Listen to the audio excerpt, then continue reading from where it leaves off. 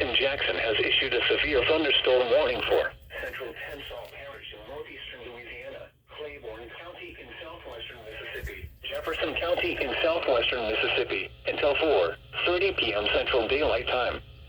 At 3:27 p.m. Central Daylight Time, a severe thunderstorm was located over Lake Bruin, or near St. Joseph, moving east at 45 miles per hour.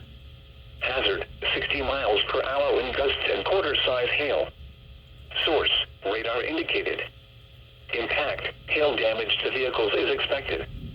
Expect wind damage to roofs, siding, and trees. This severe thunderstorm will be near St. Joseph around 3:35 p.m. Central Daylight Time.